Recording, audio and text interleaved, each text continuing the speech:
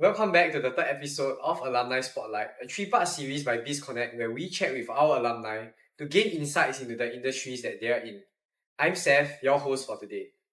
In our previous episode, we spoke with them individually and debunked some common myths. Today, in our final episode, we'll dive into lessons learned, from challenges and mistakes to key takeaways and hard truths. And we'll hear the insights they want to share with our audience. Back with us again for the final episode, Hector Ang, graduate analyst at Barclays, and Darryl Lim, associate consultant at EY, focusing on AI, data, and tech consulting. It's fantastic to have you guys both back here again. Okay, so we have something exciting for today's podcast. We're gonna play Word Search! Woo! Okay, so how the game will run is that we have 5 words for you to find. And when we find a word, I'll ask you a question that's centered around it. Okay. So let's take some time to... Okay. So the words that you are meant to identify is at the bottom. I found wish. Oh, wish. Wish is here. Okay. Let's start off with wish.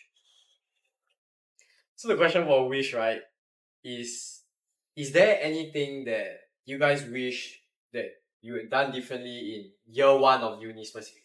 We was thinking about my career path and scanning the landscape out there. I think that's one thing I really dropped the ball on as a year one. So if I were to do it again, I would definitely reach out to career services early. At least get an initial direction. Of course, today, right, you have Gen AI to speak to. Yeah, to help you scan the landscape. I see. But would you say you really enjoyed your year 1 experience? I mean, you don't really get to choose the modules, right? But I think the breadth itself was very interesting to me. I think I came into business knowing what I was in for. And yeah, I went into each module with an open mind. So I enjoyed myself. I see. So it's like we need to strike a balance between having fun while focusing on our career as well, even in year 1. Wow. How about you? I mean, piggybacking on his point, or your point on having fun and working, right? I would say that even though year 1 is indeed the most, not say the most important time, but a very important time to start off strong and then build up from there to get, good penultimate internships or year 4 internships. I would say it's also very important to have fun. Yeah. Year 1 is kind of the time where you can still afford to mess up. You can since you have SUs, you can join all the CCAs, join all the clubs, join all the camps, and then still have that not really affect how your trajectory goes in year 2, 3, and 4. But I'll say for myself, one thing that I wish I did differently was to talk to more seniors when I was year 1. So when I was year 1, I wasn't in much clubs or societies. I only joined NUS Entrepreneurship. I was in the hall as well, which meant that my circle of people that I talked to mainly were fellow year 1s. And the reason why I say talk to seniors is because these seniors have already been there, done that, right? Those year 3s and year 4s, they already have a few internships under their belt. They know how the market is like. They know what firms are looking for. They know which internships will open which doors to more internships. And certain nuances like that, which I feel as a year 1, if you have clarity on that, it's really, really, really helpful to help you structure your internships path moving forward. And how you do that is, I would say just join all the events, all those networking events, those that are free. I think GIC always does theirs in U-Town. Start of the year or early start of the year. So just go for those, even though maybe I'm not too sure about this role or this company, just go. Just go meet people, meet the recruiters, meet seniors, meet peers, just meet people and talk to them. Because you never know how that person might help you or give you information or just be a friend or fellow, industry professional in the future, I would say. One thing I realized for me also, right, is that going to networking events is actually not that scary, The seniors are really open to help and just be a friend. It's actually quite fun also. Then free food. I'm just kidding, but it's quite a good experience as well. Definitely. Okay, shall we move on to the next word? Let's see if you can find the next one. Okay. I found challenge over here. Oh, good eye. Wow. Straight line down. Okay, so the question for challenge is What aspects of your work now would you say consistently challenge you and give you that sort of engagement and growth? Because I just graduated, right? So it's my first time actually being a full-time graduate analyst in any firm or any bank. And the step up from intern to graduate, even though the deliverables are, I mean, they are a bit harder, but what's really different is the responsibility that you're expected to carry. Because as an intern, if you mess up, you just, oh, I'm an intern here. I'm just an intern, right? Yeah. But as a grad, it's your job. Like you're expected to know a lot of things. You're expected to take initiative. You're expected to be on the ball and take charge when needed to. And that's something that I'm still trying to, practice every day. Yeah. In terms of, okay, I'm actually a grad. I'm actually an analyst, a full-fledged analyst. Wow. I have to hold the pen on this. I have to chase this person. I have to reach out to this person in India or this person in UK, for example, to get things done. Because if I don't do it, my boss is not going to be very happy, and I cannot just say, oh, I'm an intern and let it slide, right? And I guess it's also the awareness that this career has started, and you're probably going to be, at least for me, I'm probably going to try to be in banking for the next 20, 30 years. Which means that taking ownership of your career and taking ownership of your learning is infinitely more important as a full-time grad. Because the things that you do now will sow the seeds for you 5 years later or 10 years later. So I'll just say it's all about that initiative and just remembering that it's your career, so you have to take charge of it. Yeah. Seems like there has to be that shift from that intern mindset to a full-time role mindset. It's like intern is a trial period, like you just 10 weeks, you just down there, oh, can I coffee chat with you? Meet your fellow interns, and get treated lunch by your director or something. But as a full-time, it's really like your job. And you are actually expected to perform that job and exceed at that job, right? If not, they won't hire you. So it's also that kind of mindset shift. I see. For you? Okay, so I think the reality of consulting is that between projects, right, the problems always change, context always changes. The biggest thing when transiting between projects is that it's a whole new context. So my first project was AI strategy in the energy sector. My next one was training analytics. And it's totally different. Right? So when I shifted to the training analytics one, I had to read maybe hundreds of pages. Yeah, to understand, right? Where's this organization at in terms of their thinking about their training. Yeah. Sounds like it's a lot of tedious work, But what really kept you going during this? Just flipping through hundreds of pages. Okay, so I think it boils down back to the want to solve the problem, right? I see. So I didn't want to be this consultant that the meme that people say like, oh, your consultant comes in and says things and you don't really know. So I think at a bare minimum, if I'm going to engage with the client, I ought to know the context on the same level as you. Only then can I give you good recommendations. Right, now that the consultants always say what decrease cost and increase revenue, that kind of thing, is it? I mean, not in my field, but it's true because if you get stuck on surface level statements, right, then you know you're not adding a lot of value, and then the people across the table also know that it's not a good feeling. Right. So even though it's tedious, I think that's what keeps me going. To really learn the context, I think that's important. Wow, and the desire to really solve the problem for the client. Yes, that's right. Wow. Okay, let's move on to our next word. Yeah, I found passion. I cheated. I looked at it just now. No worries. Passion. Passion. Cool. So the question for passion is, how would you say your passions play in your career choices, if at all? It was the single most important factor in me choosing this career path. So my passion lies in firstly numbers, finance, in banks. Yeah.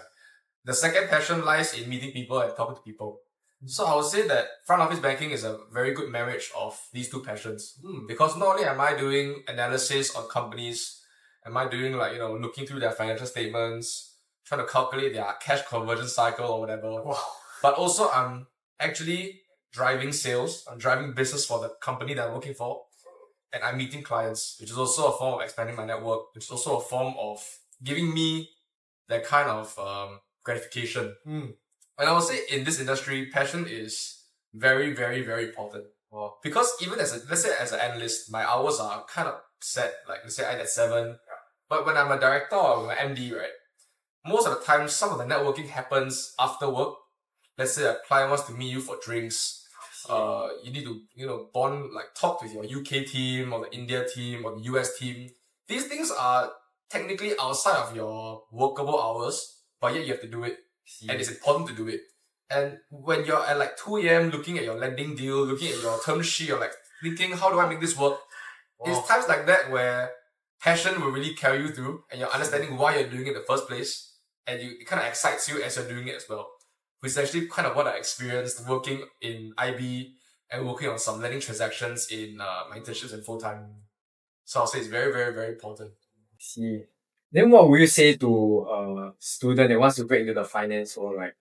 But they don't really have a passion for it, but they are fueled by other motivations. For instance, money or prestige. What would you say to them? I mean, I would say if you have the ability to do it, you can go for it still.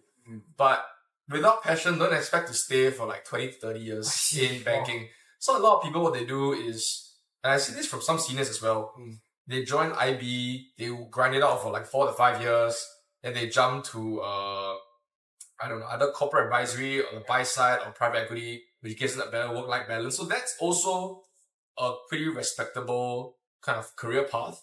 But ultimately, it's up to you to decide what works best for you and what ultimately you feel accomplishment from. So if it's just the paycheck, I don't think the paycheck can warrant multiple 3 a.m. nights in a row. After a while, you start thinking like, what the heck am I doing? Like I earn this money, but I can't spend it. Which is what some of my friends also feel sometimes. So yeah, passion is very, very important. See. Wow. Thank you for that perspective. Darryl, how would you say passion has played into your career choices? So I think similar to Hector, a very huge part, but then in a very roundabout way. So I think for the longest time as a business student, I actually wanted to go into the public sector. Because I felt that, okay, the work is more meaningful, right? It's not so profit driven. And I think that was my first choice. I didn't make it as a graduate when I applied. And so I had consulting as a backup. But it was a very strong backup, because 2 things I'm passionate about. I know is analytics. Number 2, I like a good intellectual workout. I like exposure. And these are 2 things that consulting actually gives me. And it does help that my current firm has a good mix of government projects. So I actually get to be involved there also, just from external consultant angle. So in fact, I have my fair share of government projects, and that's what keeps me going also. Sounds like there's a good balance between pushing for the greater good, like a civil servant, and also the private sector interest. I think, in fact, it's an interesting position to be in, because sometimes we can just go there and really say things that an employee in the organization may not dare to say, right? Because of politics. But you get to push past that and see like how you can actually solve the problem. I think that's a very fresh take. Because I know in my circle, right, a lot of business students, they're not really interested in the public sector, right? But for you, that was something that you're really gunning for at the start. Yes. Alright, let's move on to the next word. Do you manage to spot another one? Nope. Tips. Above tips. which? Okay. Over there. Right. Okay, let's do a quick fire round, okay? For the final word tips. Okay. So for Hector, Point Hope is widely regarded as a highly sought after firm among those hoping to enter the finance industry. Could you tell us more about how you were able to secure your role there and any tips for hopeful finance students looking to intern there? So for Point Hope, right, the reason why I got it was actually through a referral. And it was because the existing intern was in NUS Invest. And when I joined NUS Invest, I reached out to him and he said, actually I could give you a referral to this shop.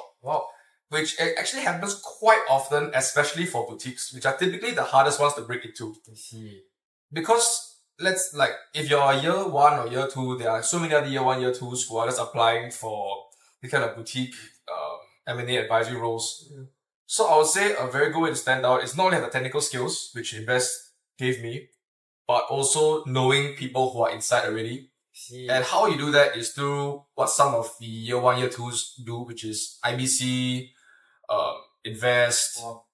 Asset Management Club. All these kind of societies really help to not only broaden your network, but also get to know seniors who can guide you along this career path. And for me, I was quite lucky because after getting connected with the hiring manager, he interviewed me for 2 rounds and he thought I was a good fit. So then that's how I entered my kind of internship journey into finance. I see. So honestly, if I didn't join NUS Invest, I may not have had the internship path that I have today. Wow. Sounds like everything aligned, I guess. Wow. I guess. And how about for you, Darryl? How would you say that, especially since consulting is such a competitive industry to break into, and in a highly talented intern class like EY, how do you set yourself apart to get that conclusion? And any tips for our fellow interns that are seeking for that conclusion as well? I mean, first of all, like, EY isn't MBB, right? Yeah. But I think, what I observe about, perhaps myself and a fellow intern who got converted as well is, it goes back to, again, ownership. Yeah. So you're not restricted by your title that, I'm an intern, so I can hands off or I can just, not put in as much effort, right? So I think we were functioning as, members of a team, regardless of the title. We were proactive, we took ownership, when we were assigned tasks. We weren't just sitting around like waiting for the manager to tell us what to do. So the manager gave us the goal, we actually set up calls on our own, right? To say, hey, how are we going to move this thing forward? Yeah. In the end, we even ended up guiding a fresh grad that was joining a project and onboarding her. Wow. Yeah.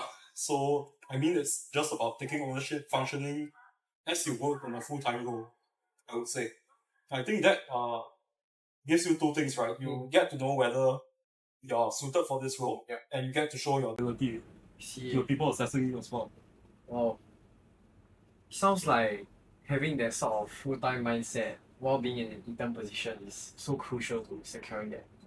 I think so. You see, it's like the only difference between a year 3 and a fresh grad is that the fresh grad has taken 10 more modules, right? I see. Yeah. Doesn't fundamentally affect how you work. Wow. Well, when you put it that way, I think there's a very fresh perspective and thinking. Yeah. Okay, but that brings us to the end of our word search game and the segment for today. And a big thank you for both of you guys for sharing your journeys and the valuable lessons that you've shared along the way. It's honestly been truly inspiring for me and for the audience as well. So this episode wraps up our series on Alumni Spotlight. Be on the lookout for future episodes just like this, where we'll be bringing you more behind the scenes stories and insights from our talented alumni. See you next time.